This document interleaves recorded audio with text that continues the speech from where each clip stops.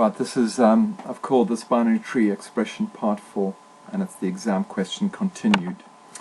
Okay, so we left off with answering what each column holds, and that was marks for jam.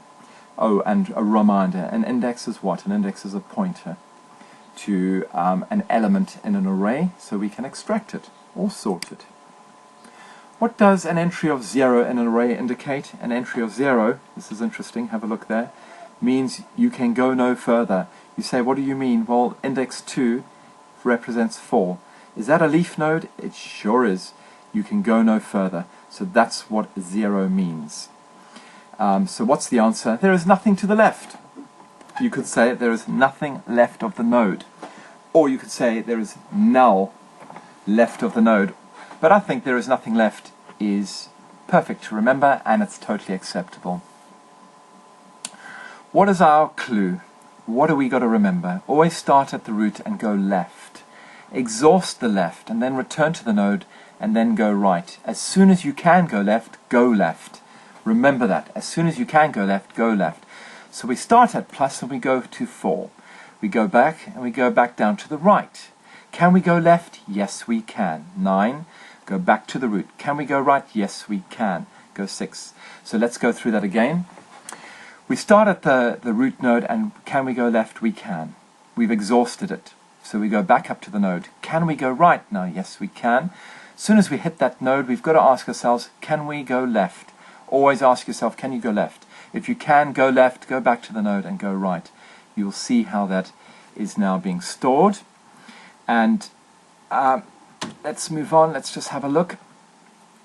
This is heading towards postfix.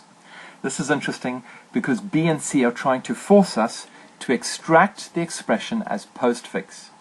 Left-right node. Left-right node. So we're going to probably end up with 4. Yeah.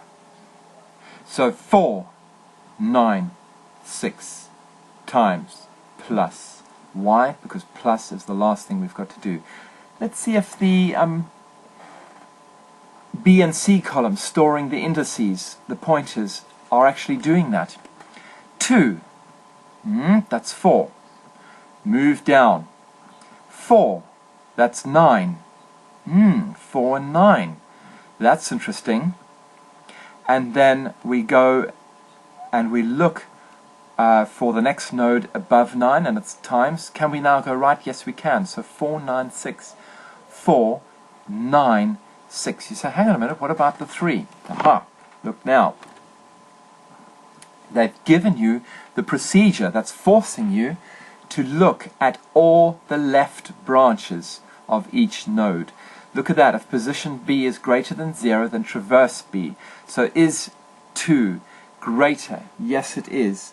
Than 0. So move down on the left side. There we go. 4.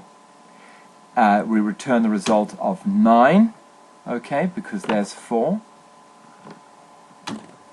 Now we return 5, which is the value 6. And now we return multiply and add. Add being the last thing we do to the result of multiplying 9 and 6. And there it is written out in Postfix. They wanted you to write it out as a table, and you can see we're always starting at our node. That's why we've got a 1 there. We're always kicking off at 1, and we're moving down. Remember, if you go back up, 2 was greater than 0, so we have to record that down the left-hand side. What is that result? We've got a 4. Whoops. Yeah, 4. There we go. Then we move down, 3 and 4. Page up, what's 3? It's multiply.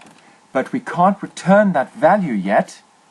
We have to go down the left branch, which is 9. 4, 9, 6. Multiply and add. It's very clear now that the answer to that is, what is the traversal method? Postorder.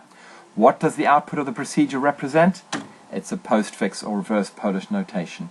If you had actually written the expression out, they would have probably given you the mark, but always try to give the procedural name, or in this case the expression name.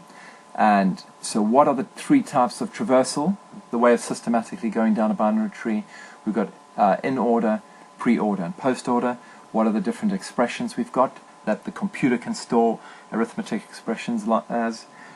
It's infix, prefix, and postfix, or reverse Polish notation. Even if you had said RPN and then written out the expression, you would have got a mark for that. Oh, that's a great resource, and I'll email that to you, because that's a great way to check any work that you're doing from the textbook. You want to check your answer, converting infix to postfix or prefix and so on. There's a great one called Meta Calculator. Well, you can just type that into Google. Hope that helps.